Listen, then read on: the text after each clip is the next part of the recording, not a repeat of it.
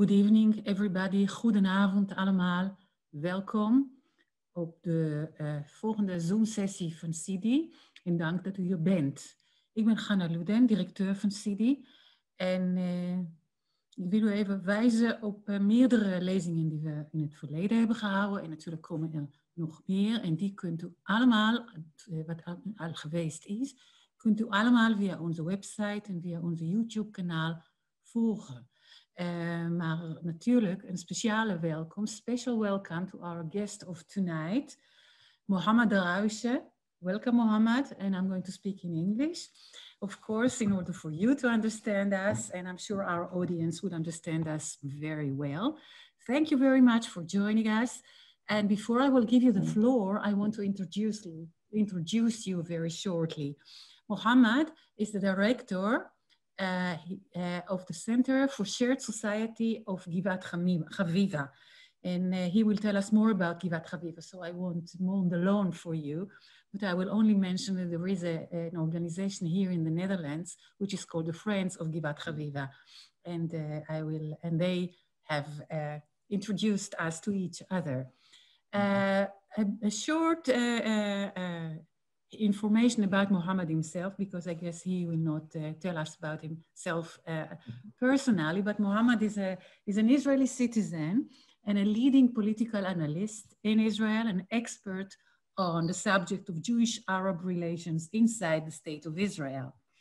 As I said, he is the director of the Center for Shared Society at Givat Haviva, and he's been that since 2014. But he has carried this position before that in the period 2000 to 2005. He has done many other things involving society in Israel. He's been involved in many commissions and advice organs advising the Israeli government concerning the Arab minority in Israel. For example, the three-sector roundtable at the Prime Minister's office, discussing strategic planning for the economic development of the Arab sector in Israel. He has also been he is already at the moment also a research fellow at the Hartman Institute in Israel and at the Robert Bosch Academy. But he has also had in the past, and I don't know, maybe even in the present, some political involvement. He was connected to the Democratic Arab Party, which is was part of the United Arab List, which is now part of the Israeli Knesset, of course. And he was there as a campaign member, but also as an employee and assistant. Mohammad himself was involved in the local politics in his own village, in the local politics in his own village. He probably will tell us more about that. He's also been a speaker in many international forums, like in universities, of course, but also in the European Parliament, at NATO, at the World Economic Forum, and many other locations and occasions. And he is also in the executive boards of different NGOs in Israel, like One Voice Movement and the Civil Leadership.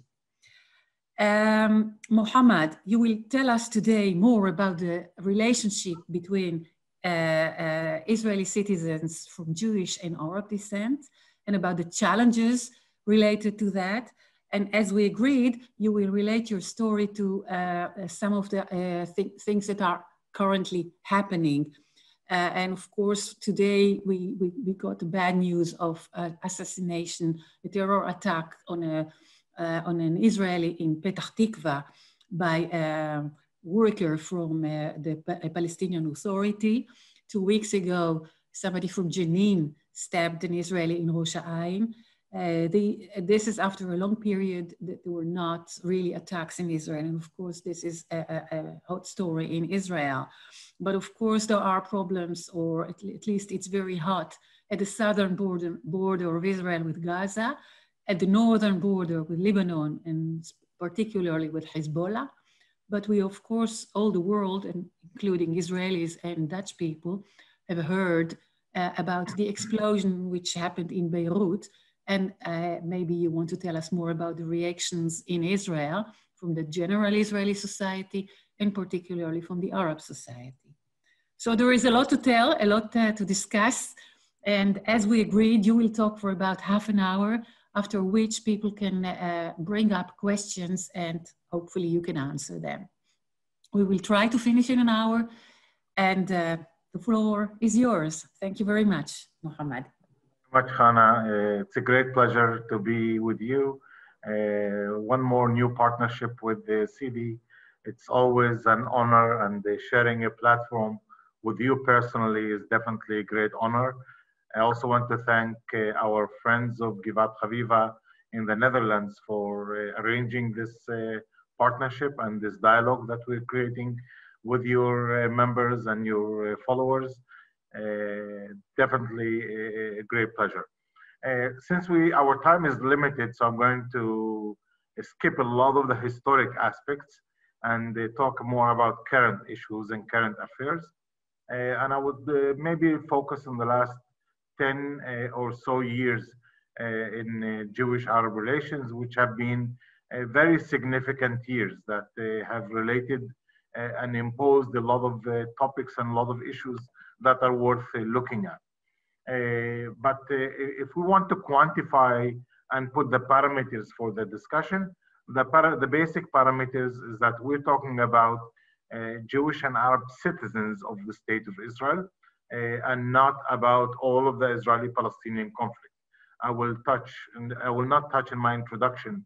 I will not touch the West Bank, Gaza, Lebanon. That's not part of the introduction I'm going to be putting. I will focus on Arab citizens who are citizens of the state of Israel, became citizens from the citizenship law that was passed in January 1949, and created this foundation where Israel is not only the state of the Jewish people, it's also the state of its citizens, that the population that are citizens of the state by the laws of the state of Israel, and also by the promise of the Declaration of Independence, which already envisioned that the state of Israel will never be a pure ethnic homeland for Jews only, but it will have also what they refer to in the Declaration of Independence as children of the Arab nation. That's the terminology in the Declaration of Independence. So there are three main parameters for the discussion. One parameter is the political parameter. There is a debate which actually started after the Oslo negotiations in the early 90s, when Israel was negotiating with the PLO an end of Israel was negotiating with the PLO end of conflict negotiations, how to end the Israeli-Palestinian conflict. And in those negotiations, neither Israel nor the Palestinians nor the PLO, neither of them brought the issue of the Arab citizens who are inside Israel as a national minority, as a group that has different ethnic, religious, linguistic background than the rest of the Israeli Jewish population. We're talking about 21% of the population today. And in a way, skipping that topic in the negotiations basically said to the Arab citizens, maybe you thought you are part of the Israeli-Palestinian conflict, but you're not part of the solution. Seek your destiny inside the state of Israel. So this opened three tracks. One of them is, I would say, political, second is social, and the third is economic. And I would like to touch, Hannah, on those three topics. Politically, the debate started by asking the question, well, now that Israel knows more or less in the early 90s that it will remain within the 1967 borders, again, more or less, this is questionable now after the Trump peace plan, but those were the basis of the Oslo negotiations. Israel will remain with 20% Arab citizens. Is this their country, or is it the state of the Jews only? And this debate continued and is polarizing the Arab and the Jewish populations very, very harshly, leading to 2 years ago, on the 19th of July, 2018, the Knesset being pushed by a right-wing government. The Knesset passed a law which is called the nation-state law. And the nation-state law passed with a majority of 62 versus 56 seats in the Knesset. So a very, very narrow majority. And that law basically tries to end the debate of whose state is it? Is it the state of the Jews or is it the state of its citizens? And basically the law said, no, it's not the state of its citizens, it is the state of the Jews. There are 56 appeals against this law in the Supreme Court, which hasn't started discussing the topic because of the cycles of elections. They didn't want the Supreme Court they didn't want to discuss the topic so that it does not impact the discussions, the elections in the Knesset, and does not have any serious shift of results of elections on this matter. So the Supreme Court is basically deferring the discussion about the legitimacy of this basic law, that the nation state of the Jewish people, because seriously there are issues with it. Some of the appeals, some of the 56 appeals, question the legitimacy of this law because it negates some other basic laws in Israel that try to define Israel as a democratic state. And when a certain other basic law tries to give a distinction or tries to give some kind of superiority for the Jewish identity over the democratic identity of the state, this creates some kind of an imbalance that in the past used to be seen as sacred. In the past, the Supreme Court used to see that the Jewish nature and the democratic nature of the state are of equal footing, of equal status. The nation-state law tries to take the Jewish nature and make it more supreme, to put it above the democratic nature of the state of Israel. So those in the right wing in Israel that tried to end the debate, which started, as I said, in the early 90s after the Oslo agreements, are actually feeding it more fuel. The debate is becoming more and more heated. And you see that the discussions in the Knesset are mostly focusing on this issue, the issue of identity, the identity of the state, the identity of the government, the identity of the public space, the legitimacy of Arab members of the Knesset to be part of decision-making circles in the Knesset. In the last 3 cycles of elections in the last year and a half, there was a question whether the joint Arab list should be part of the government, wants to be part of the government. Is it legitimate for Benny Gantz to consider them as legitimate potential partners or not?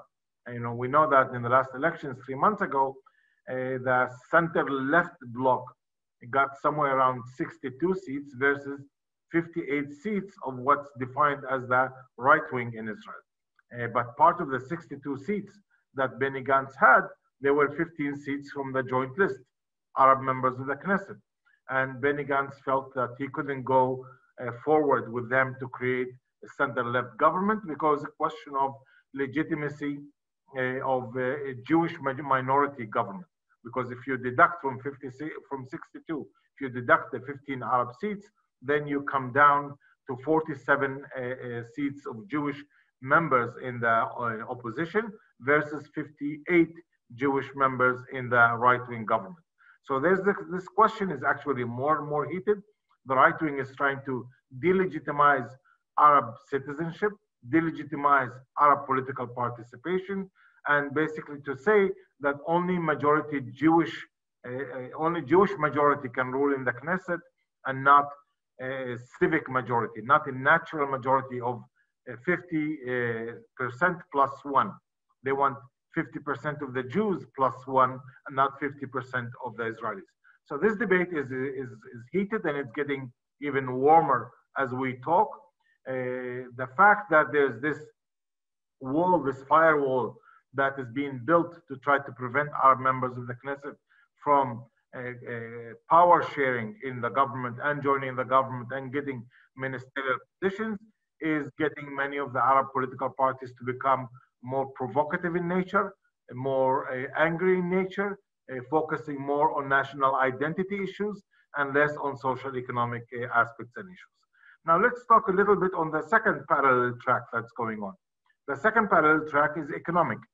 And in 2003, 17 years ago, there was a government commission called the Or Commission, which investigated violent events between the police and Arab citizens in October 2000. And they came with this new terminology that speaks about equal integration, that the policy of the State of Israel towards the Arab citizens should not be negligence. They even called it bordering criminal negligence. In the perspective of the Arab citizens, they called it pure discrimination. But that government commission called it bordering criminal negligence. The same statement was used later also 5 years ago at a conference in Givat, Haviva, by the state president, Reuven Rivlin, who called the discrimination against Arab citizens as criminal negligence or bordering criminal negligence, where the state makes distinction in budgeting between Jewish and Arab towns, Jewish and Arab schools, and basically runs a discriminatory policy in budgeting issues that has created a very severe poverty in the Arab community. The poverty rate in the Arab community is close to 47% today, while we're talking about only 7% among Jewish citizens. That's a huge gap. It's clear that this is a result of a certain policy. It's not incidental poverty. It's a result of policies that created this poverty in the Arab community. It started by confiscating many lands that left the Arab citizens with only 3.5% of the assets, 3.5% of the properties in the country, while in 1948, Arab citizens used to own close to 56%. So 21% of the citizens in Israel today own only 3.5% of the land, which means there's no land reserve to develop tourism programs, to develop even agriculture, or to develop housing projects or recreation projects. And that means that the development capacity of the Arab community is very, very limited. The 3.5% of the land is barely enough for housing, to answer the housing needs of the Arab citizens. But that historic poverty is not preventing a very fast modernization process that the Or Commission initiated. And the idea which they came up with spoke of what, as I said, I referred to it, equal integration, that the state should aspire for equality of the Arab citizens, but not separate equality, but equality through integration. And that kick-started a number of government policies. And I must say, this probably is the most significant cohesive government work plan that was presented. Nothing serious was presented before that, before 2003. But it speaks about a number of areas. The most important aspect was integrating more Arab citizens in civil service. In 2003, the percentage of Arab civil servants, meaning citizens working for the government, we used to be 1.7%. Today, we are at 12.2%. That's a significant increase, almost 8 times more within the last 17 years, which means that the government offices, the bureaucracy is changing in Israel. 12.2% is becoming a significant volume of civil servants, with a new target that the Civil Service Administration is trying to push, which is to increase that percentage to 15% within the next 5 years. So the experience is that this is a positive experience from both sides, that the Arab community is developing an appetite to work to take on government jobs, but also the public service administration is creating spaces and jobs.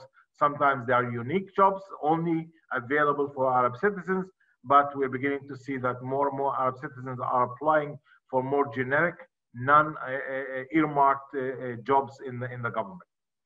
We can see this also, this change has happened also in the police service. In 2003, the percentage of Arab citizens in the Israeli police used to be 1%, which led to a perception in the Arab citizens that the police views and treats Arab citizens more as enemy to be controlled instead of citizens to be serviced. But now we are at about 11% of the police force in Israel is Arab. and all the police personnel that work in Arab towns and villages started going special training, whether it is linguistic training, so that more and more police officers are bilingual, but also all police units that operate in the Arab community are mixed Jewish and Arab police units, which creates more capacity to interact with the Arab community based on the needs of the Arab community and not just based on the needs of the Jewish community. In the past, policing was to service the interests of the Jewish community. And now policing in the Arab community is based on the principles of how to serve also the interests of the Arab community, such as public safety, such as law and order that is more service oriented and not control oriented. Now, we're beginning to see also some dramatic changes in other arenas. If we go to universities, the percentage of Arab students in Israeli universities in 2003, when the Or Commission report was issued, the percentage then was only 3.5% of the Israeli students were Arab.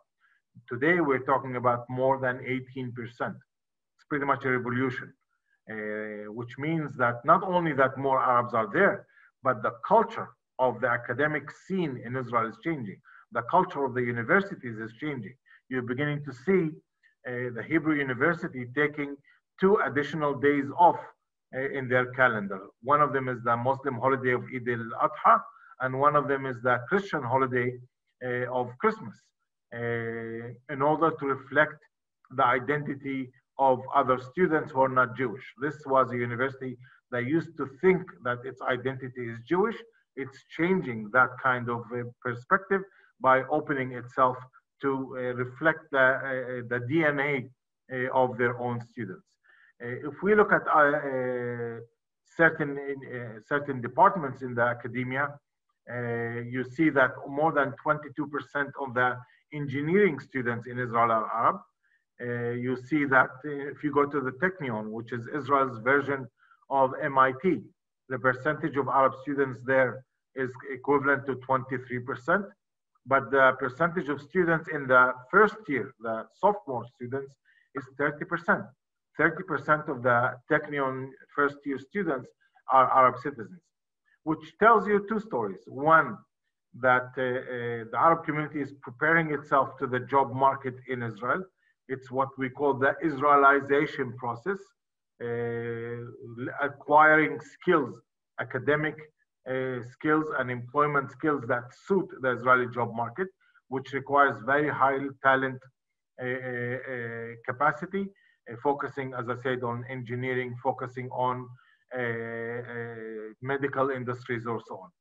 Since mentioning the medical industry, when you come to visit Israel after the COVID-19, you'll see an interesting scene if you need hospitalization, God forbid.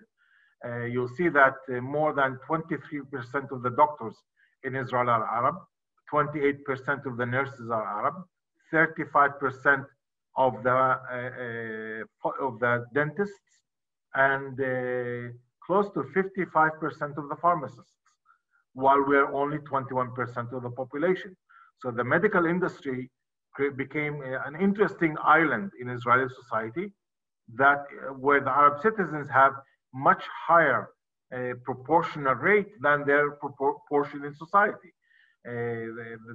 This industry opened its arms, and the Arab community built its capacity to fit the needs that were developing in the larger Israeli society.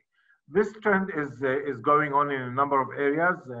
I can keep going on, but as we have this island of success in the medical industry, we have many other islands of failure. So if you go for the finance industry, for example, people working in banks, people working in insurance companies and things like that, the percentage of Arab citizens in these places is less than 3% of the employees. So that's an area which requires a great deal of change and a great deal of management. By the way, this is my daily work at Givat Haviva Center. We try to create projects and models for intervention in the failure islands, in the failure areas, to assist, whether it is the industry or to assist the Arab community to build capacity to be better suited to get engaged and involved and integrated in the larger Israeli society while maintaining identity and maintaining pride in self-definition. Now, let's talk a little bit about the social issues, and then we will open it up in about 7 or 8 minutes for discussion and questions. In the social issues, unfortunately, we inherited two problems. One, which was a result of the 1948 until 1966 Israeli government decision, which was called containment under military rule against Arab citizens at the time. And this engagement, this containment policy kept Arab citizens pretty much contained in their own villages, prevented the capacity of people to move to big cities and move to mixed towns and villages.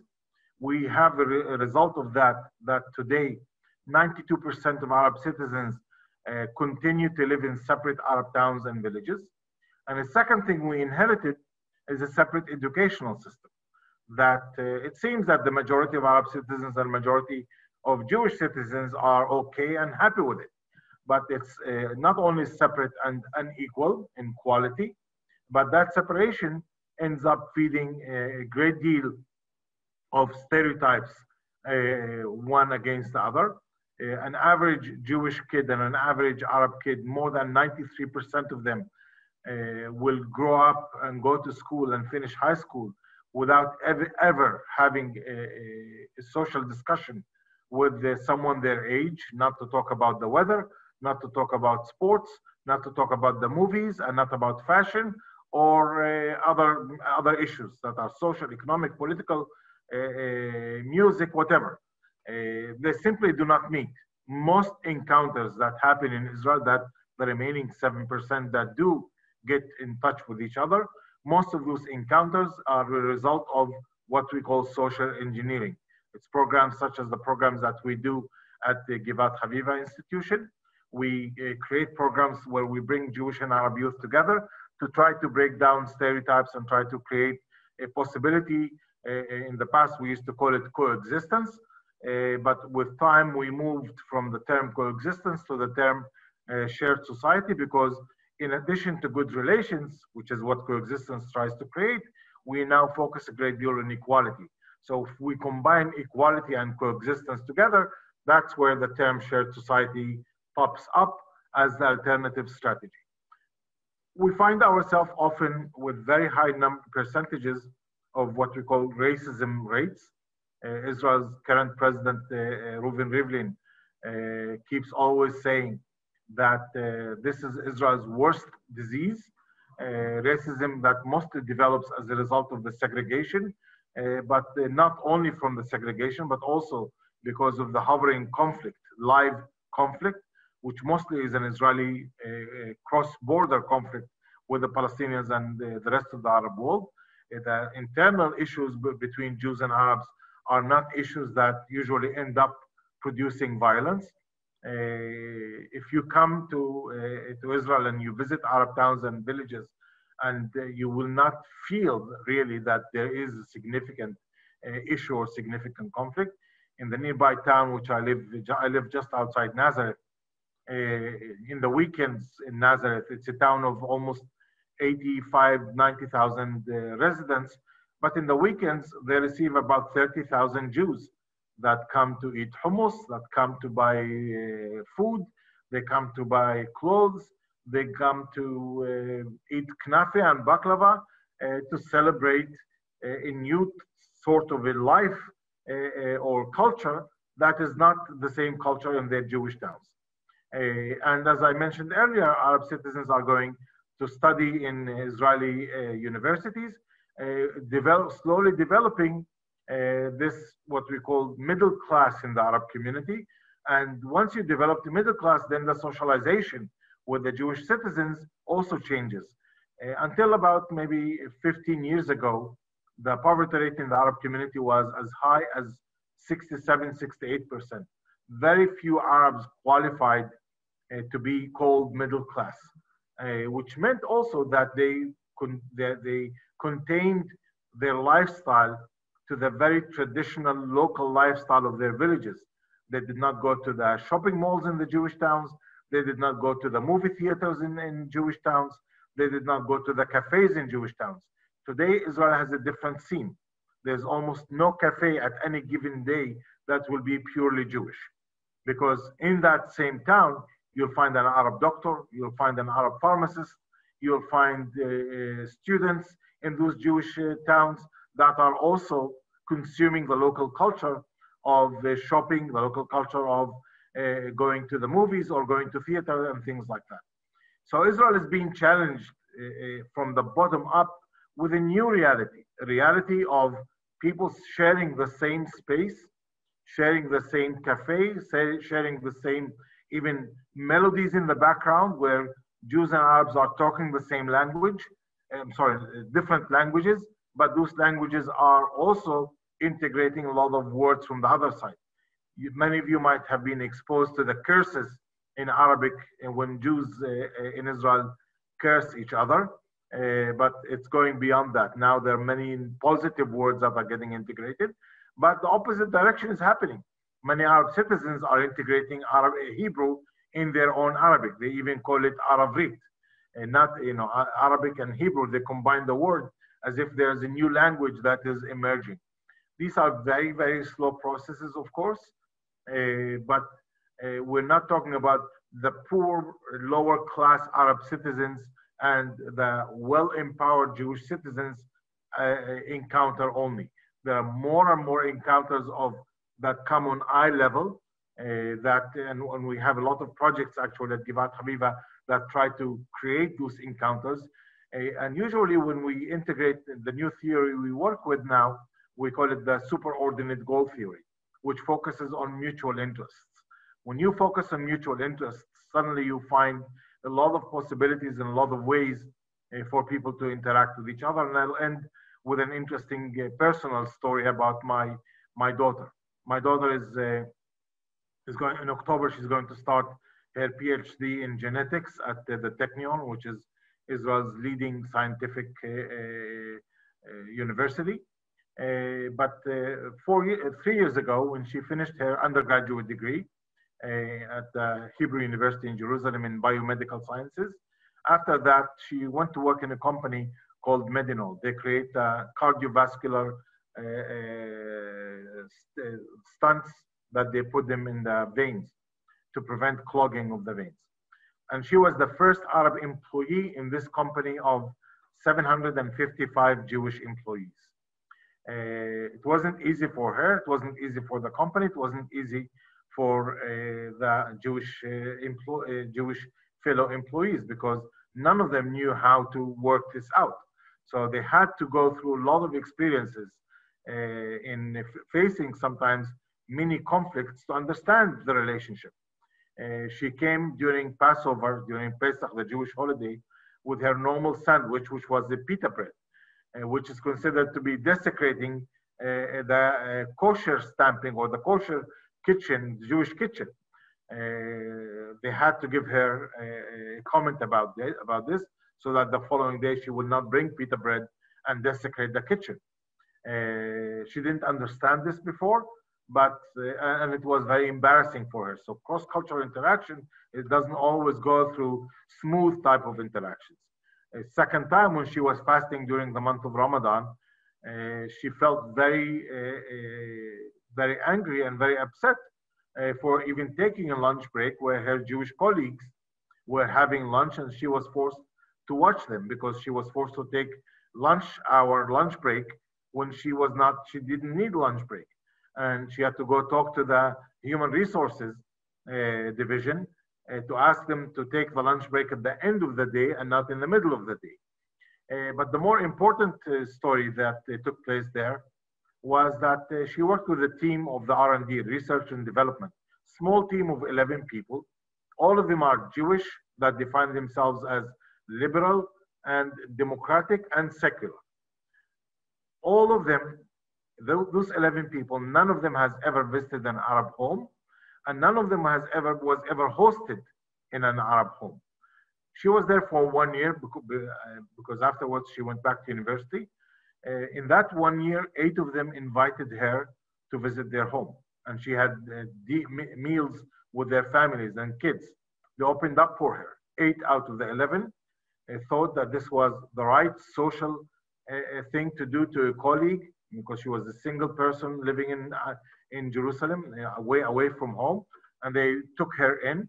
And 4 of them came to visit our home, which tells you that this kind of the capacity to be on equal level in the workplace, in the economic capacity, allows a lot of new social venues to be opened in the socialization aspect.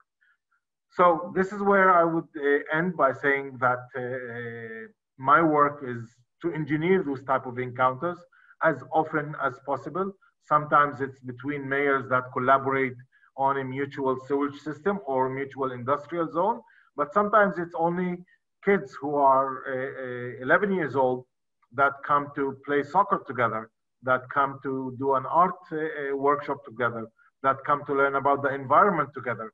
We try and we focus on finding issues of mutual interest, because when we focus on issues of mutual interest, we find resolution to the matters. When we continue to focus on identity issues, what we call narrative debate, in narrative debate, the maximum we can get out of it is agree to disagree. And even when we agree to disagree, we try to do it in a respectful manner, because I think that the cross-border issue is not going to end very soon. And as such, we probably better put it inside Israel between Jews and Arabs, to put the cross-border issue or identity issue in some kind of a parking mood for 1 or 2 generations until the cross-border issues are resolved. Thank you, Hannah. Thank you, Mohammad. It was very interesting and I think it gives it some introduction into the situation of the Arabs. May I ask a question about the language barrier? How do you see that? Well, the language barrier is definitely proving to be a significant barrier. Most Arab students, not most, close to 40% of Arab students that finish high school, their Hebrew quality is not good enough to go to Israeli universities, which produces an interesting phenomenon. Almost 1/3 of Arab students end up going to study in Jordan or in the West Bank. And they go through a process of what we call de-Israelization. They come with more nationalistic, with more Islamist issues, but also their degrees are less suitable to the Israeli job market. So one of the projects that I initiated in, I think it was, now it's going to its 7th year at Givat Haviva, is to start working on improving the quality of Hebrew, mostly the conversational Hebrew. And the problem is not being able to read. The problem is not being able to even understand. The problem is being able to use the language in the professional scene. So we started the project, which we call it Yeh Beseder. In Hebrew, it means it'll be okay. But this project actually, we recruit Jewish teachers and we send them to Arab schools to teach spoken Hebrew, average daily Hebrew. The results are fascinating. For 93% of the kids, this is the first time they ever talk to a Jewish person. But at the same time, an interesting part is that for 62% of them, this interaction changes their perspective about Jews towards the positive. By the way, I did the same project, flip-siding it, sending Arab teachers to teach in Jewish schools. I started that part in 2005. We started with 6 teachers at the time, out of working in 6 schools out of 4,800 schools in Israel. Today, we are up to almost 1,350 schools in Israel that have cross-sector teachers, 1,000 Arab teachers working in Jewish schools, and 350 Jewish teachers working in Arab schools. The purposes are different. And the purpose of the Arab teachers in Jewish schools is to teach them Arabic more as what we call the language of the fellow citizen, not the language of the enemy, to change their hearts and minds to be more receptive and feel when they hear Arabic, they don't need to feel alarmed. They don't need to feel intimidated. They don't need to be afraid because of their ignorance of the language. So increasing their level of knowledge of Arabic increases their sense of security when they hear the language. While Hebrew for Arab citizens is more essential because it requires, it provides them with a skill for social economic mobility. Arabic for Jews is not for economic mobility. Hebrew for Arabs is a tool for economic mobility because the Arab citizens produce only 11% of the jobs. We produce only 11% of the jobs in the country, but we're 21% of the population. Almost half of the manpower has to migrate to the Jewish workplace, and they need Hebrew, and not Hebrew, but also what I call the skills to work in a Jewish environment to be able to be successful and not only go through the glass door of finding a job, but also be able to break the glass ceiling of developing high in a job place after they enter it. Excuse me. I had to think when you told about your daughter's experience. I myself, by the way, studied in the Technion as well. And in my time, there were not as many Arab students, but there were quite a few of them.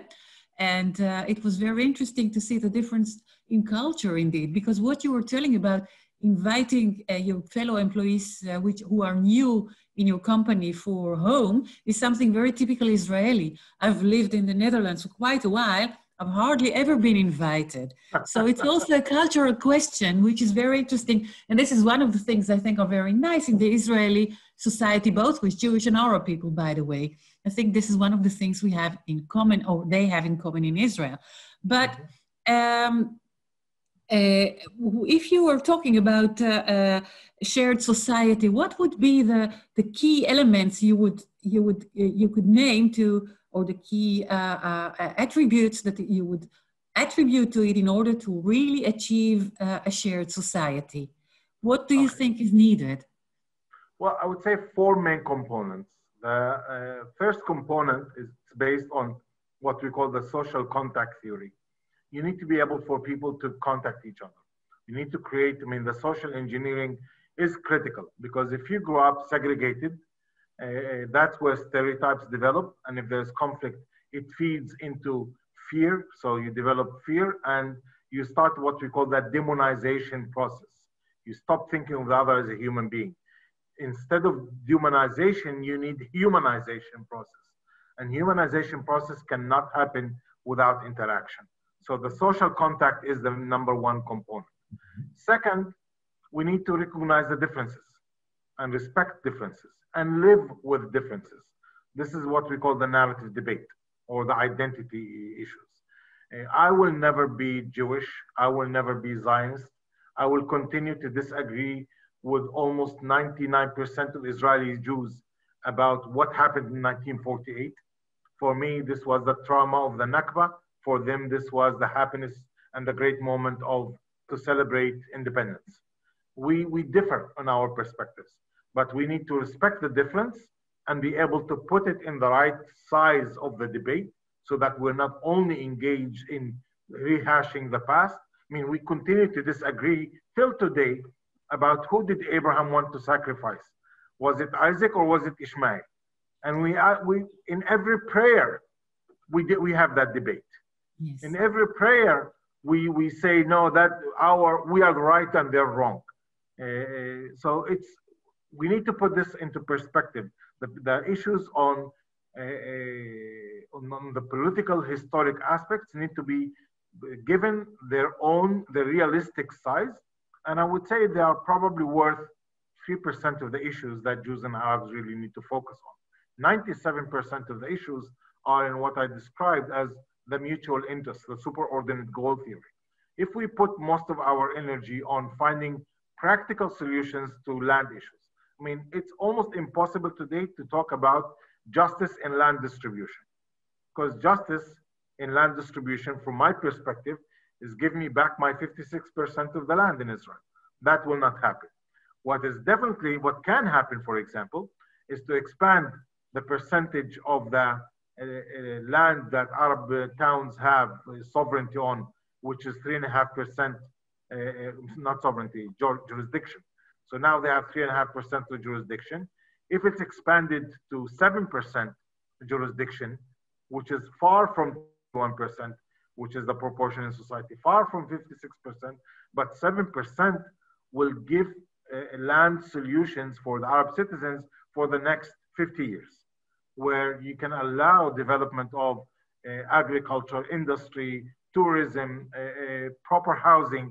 You don't have to keep the Arab community in a suffocating reality of very crowded villages that have zero infrastructure that is not fit for 21st century. Look for practical solutions in land, in governance, integrating more and more Arab citizens in civil service, in police force, in universities, in hospitals, in finance industries. Those are the areas that we can create more islands of success, to focus, to take those islands of failure and create islands of success. Now, I don't want to get lost in the functionality of relations between the two communities and forget values. So the number one value that has to be part of this pyramid of shared society, the number one value that has to be maintained is the value of equality. Equality, one, as human beings. Second, equality in front of the law. We cannot have two separate laws. This law that was passed in Israel 2 years ago, the nation state law, which took the status of Arabic language from being an official language to some weird status of being called special status, saying that the state has responsibility for developing housing programs and housing solutions for the Jewish citizens and not for the Israeli citizens. These are discriminatory laws that need to be abolished, and hopefully the Supreme Court will attend to this, because as it on face value, this law negates other laws of the State of Israel. The laws that deal with the issue of human dignity, and there are about 7 laws that constitute the democratic nature of the State of Israel, and suddenly they bring up a law that negates the democratic nature of the state. So this contradiction has to be resolved. The current government definitely does not know how to resolve it.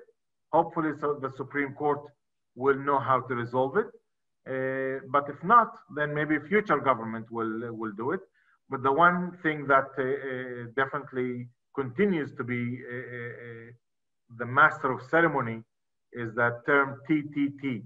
Things take time. No quick solutions in this issue. Meanwhile, we've learned a number of lessons. We've learned that violence cannot be a factor in Jewish-Arab relations. It might be a factor in Israeli-Palestinian conflict, in the Palestinian First Intifada, Second Intifada, and maybe, as you mentioned earlier, there were some violent events and issues by Palestinians from the West Bank and Gaza against Israeli Jews, and vice versa also. We learned from the 72 years of citizenship that this becomes a serious problem for the day after. Our issue is not separation from the State of Israel. We're not negotiating a divorce as the Palestinians in the West Bank and Gaza are trying to negotiate. They want to split the house, build clear borders, two-state solution. We're not part of this question. We're part of another question, the question of how the State of Israel negotiates what I would call a marriage agreement with its own citizens. We will continue to share the same house, continue to share the same kitchen, the same economy, the same buses, the same roads, the same environment, the same university, the same workplaces, but also we want to share the same government structure. We want to share the bank account. It's like a normal couple. But Mohammed, if that is the goal of the local citizens, then how comes that the representation of Arabs traditionally in different Jewish parties, or maybe we should call them general parties, like even the Likud, and of course the Labour Party, the Meretz Party, how comes that the Arabs have retreated from there and started with their own parties? And could you elaborate on what the nature is of the United Arab List and of the different parties which are constructing this list? And could you explain to us Why is it good, or maybe you think it is not good for this, in relation to the question of shared society? Well, this is a question that requires a 10-hour answer. So We only realizing have that 3 minutes. we have 3 minutes, so I'll be very quick.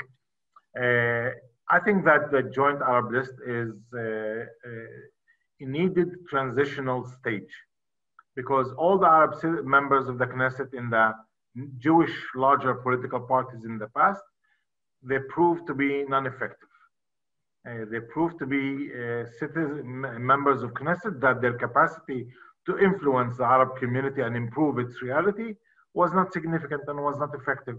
The summary of, let's take out the last 5-6 years of the Joint Arab List, but go back to the previous 65 years, the summary of 65 years is almost 50% poverty. And the impact of being a tail in the Jewish political parties, we were the tails of those parties. It meant that the issues and the interests of the Arab citizens were not being served in that kind of a setting. They always looked at the Arab citizens as a pool for votes, but not legitimate to influence Israeli decision-making in Israel. So there was a need for the Arab citizens to show power, and the Joint List does show power. It shows a serious electoral power and electoral pool. But the question is a question of effectiveness. Are they being effective? So in the last 7 years, we witnessed a very strange withdrawal of Arab citizens from the election system. So if we go back to 1999, Barak versus Benjamin Netanyahu elections, the turnout rate of the Arab citizens was almost 78%, pretty much equal to the turnout rate of the Jewish citizens in the elections. Equal number of citizens participating. Why? Because Barak at the time said, if you vote for me or if you vote to the Arab political parties, I'm going to bring you into government. You'll see Arab ministers in my cabinet. The policy will be positive policy in social economic issues, but also in the peace process. Well, he lied. He did not bring them into his government, and he focused on what he called Jewish majority coalition and not Israeli majority coalition. And that created the decrease, an ongoing decrease of turnout of people participating in the elections, coming down to 2015, sorry, 2000, and we're losing count of the number of elections. 2018, the turnout rate dropped to 49%, from 78% to 49%. Basically, Arab citizens were saying, voting to Jewish political parties is not good enough because it's not bringing results. Voting to Arab political parties is not bringing results. So what created the bounce back? Now we're up to almost 64, 65%. What created in 2 years jumping from 49% to 65%? This bounce back after going down, now we're bouncing back. What created it is the new argument that the Joint List came up with, which says, we want to be part of the government. We not only want to be the voice of the angry voice of the Arab citizens that expresses pain or that expresses discomfort with the Israeli government. 3 weeks before the last elections, the Joint List, the numbers were showing that they're going to go down to somewhere around 7 to 9 seats only. And when Ayman Odi, the head of the party, said, I want to be minister in the next government, then he started bouncing back. They doubled their size only in the last. But of course, there is an inherent problem with this party, having a marriage of the ex-communist on the one hand and Ra'am, Muslim Brothers, I would say, on the other hand. And this is causing a big problem, and not to mention Balad, which does not opt to the two-state solution you were talking about, which you say most Arab citizens in Israel support. This does not show in the party. But because the time is short, I will add this.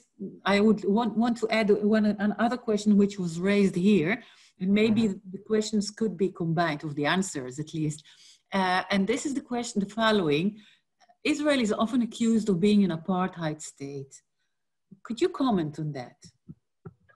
Well, I don't buy this argument. I mean, if Israel was an apartheid state, I would not want to talk about equal integration or any integration. I think that Israel has some kind of, I would call it, what's the word in English? It has, no, the word probably, there's a disease in it. And that's what the president said. The disease, he called it racism, but it's not the perspective of the majority of the Israelis. It is the perspective of a significant portion of Israelis. The reasons for it could be fear, the reasons of it could be the conflict. But when we look at the pure nature of the legal system in Israel, the legal system in Israel is not racist. There are politicians who are racists. That they have a lot of racist terminology. The nation state law, if it continues, if it stays, if we build on it, it will lead Israel into that kind of direction. But I think that the powers that are trying to restrain it and prevent it from sliding into an apartheid are much, much stronger than the powers that are trying to lead it into apartheid. There is a battle in Israel over the identity of democratic versus apartheid. I think that if we want to give it by points, there's probably more the democratic versus apartheid, 70-30, and there's a battle. And the 70 maybe used to be 80 or 90 in the past. We're losing some grounds for racist parts of society, but the battle is not lost. And those that call Israel an apartheid state, I think they're trying to sit in the comfortable seat by saying, we lost the battle, so give it up. I didn't lose the battle. I didn't lose the battle because I think that the democratic nature can still win. It is still winning. That it's winning on the ground, it's winning. I mean, we did open up 1,350 schools for this cross-sector teachers program in the last 15 years, while others are screaming apartheid, apartheid. Meanwhile, we have 383,000 kids as a result of this one project that meet a teacher from the other side on a daily basis. And they unlearn their racism to become more and more democratic and pluralistic in their perspective. The same thing is happening at universities. There was, when I went to university, Israel was a much more difficult situation. When my kids are at university, I have 3 kids at university, they're experiencing a more welcoming place for them than they used to have in the past. So Israel is going the right direction. That's what you're saying. I would say that the democratic reality is still winning. There's a battle against racist groups in Israel. Meanwhile, I think that the democratic powers in Israel are still winning against the racist powers. You have not said anything about the question about the Israeli Arab parties, but I want to add to this a next question, which is probably related in a way. What was the reaction of the Israeli Arab politics and of the Israeli Arab street to the recent deal with the United Arab Emirates, and maybe in relation to the proposed deal of Trump for the Israeli-Palestinian conflict? Okay, so and we only have 5 minutes to go. Okay, about the parties, maybe we'll have another session in a couple of months. More than happy to talk about that. But about the Trump deal, I mean, most Arab citizens do not take it as a serious deal. They think it's a Trump-Netanyahu deal, not an Israeli-American deal, and that it came to serve the political interests of the Netanyahu and the political interests of Trump. I think that there are 2 issues, with 2 main issues why people have problems with this deal. One is that it negates the concept or makes the potential of a 2-state solution less feasible, and that's where the majority of Arab citizens, what they want, the majority of Arab citizens, 88% want to see a 2-state solution. With the Trump deal, the feasibility of a realistic Palestinian state becomes very, very minimized. And the second part, which creates a problem, is that it also talks about cutting some of the Arab villages from Israel and transferring them into Palestinian sovereignty. That is problematic because the Arab citizens see themselves as a collective, and they don't want to be sliced in pieces where some are living under Palestinian rule and some living under Israeli rule. 72 years of Israeli identity did matter in terms of social, economic, and political identity. And to try to slice the Arab citizens into a Palestinian future state means also we'll have less political power inside the Israeli scene. Overall, the deal with the Emirates, you have, I would say the Arab community is split over it. Some of them are looking at it through the eyes of the Palestinian Authority, which says this is a bad deal because it leaves the Palestinian Authority outside. But the other half is saying, well, here's an opportunity for business and for tourism. So one more Arab country that will develop capacity of engagement with, such as Jordan and Egypt, where we are back into the in proper normalization with our own Arab identity, larger culture in the region. Well, unfortunately, we have to stop now. I feel it's much too early because there are so many more questions to ask and so many topics to discuss.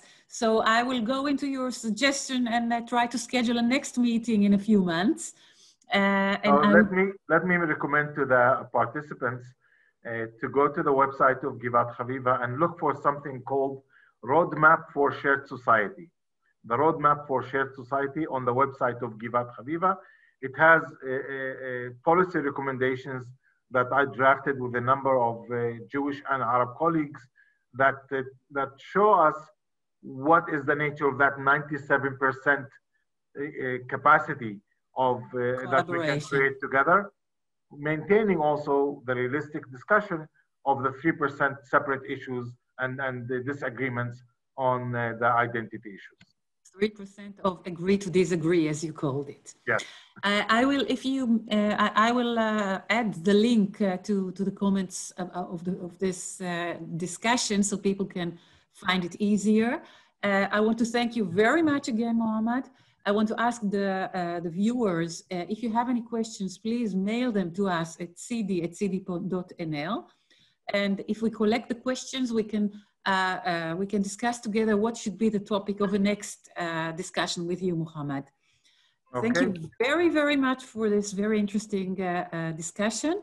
Thank the public very much for being with us. I want to remind you that you can find this discussion, you will find it, I guess, the day after tomorrow, a recording of it, and the previous lectures and discussions just as much. Again, please send us questions if you have any, so we can form the topic of the next lectures. And of course, you're more than welcome to consult other information on our website and our social media canals. And everybody is more than welcome to support us financially, which will be very, very welcome. Until next time, have a very good evening, everybody. Have a very good time in Israel, Mohammad. It's almost the end of summer. I hear the flowers which are starting celebrating winter are almost there. So I hope it's going to be less hot in Israel. It's been very stormy and starting being cold here. So some of us are envying you for having warm weather. But it's going to be 40 degrees this coming Saturday. Some people like that. Nothing to envy. Again, thanks very much again, and a very good evening to us all. Thank you very much, Hannah. Bye-bye.